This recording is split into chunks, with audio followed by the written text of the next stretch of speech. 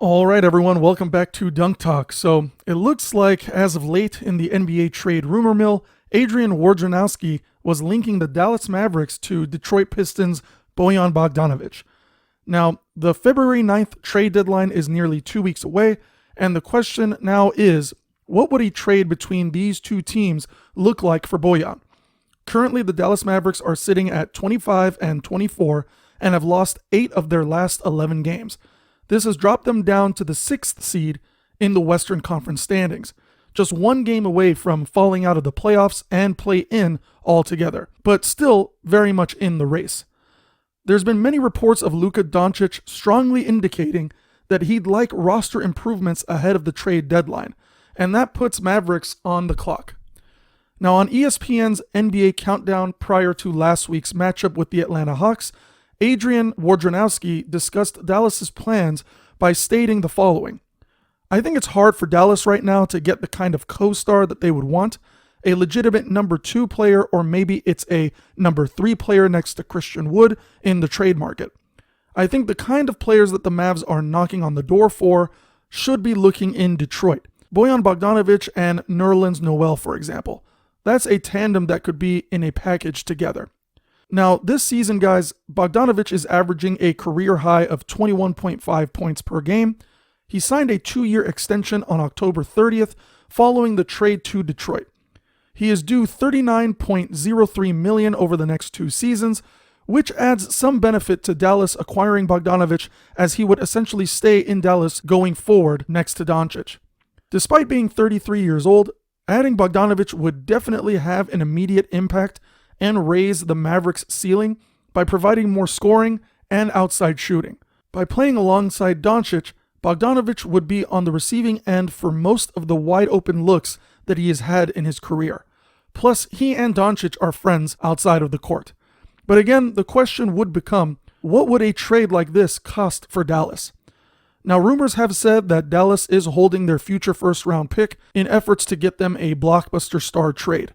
But at this point in the season, with a wide-open Western Conference, acquiring a player like Bogdanovic could swing things in Mavericks' direction for a potential championship.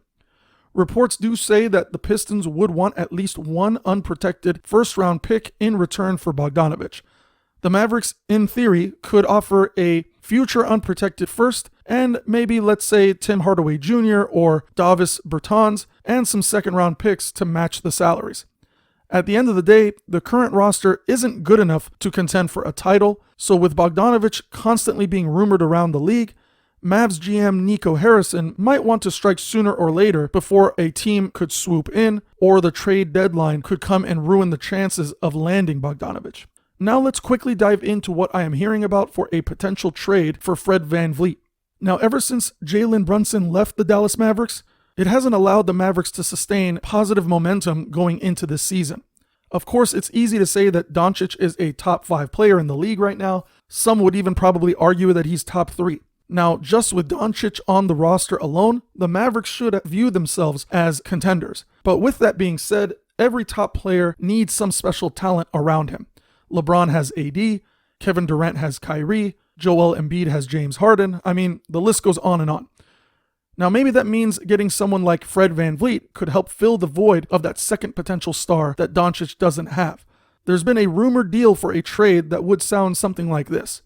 Toronto Raptors would receive center Dwight Powell and guard Reggie Bullock and an unprotected 2025 first-round pick, and in return, Dallas would receive guard Fred VanVleet.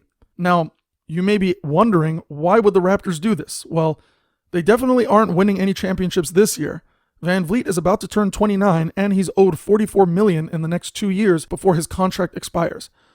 I personally think it's time that the Raptors start rebuilding around Siakam and having role players with potential draft picks that could help them start a new future for themselves.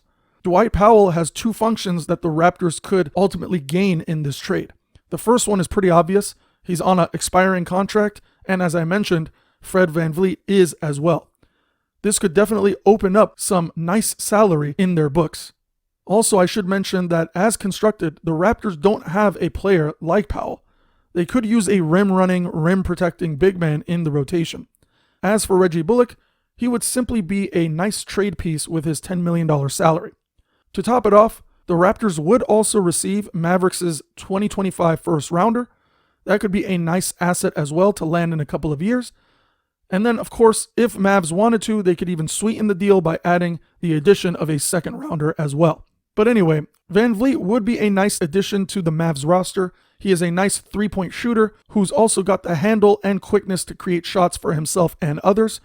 I personally think he would be a perfect fit next to Luka in the starting lineup. Let me know what you guys think in the comments below.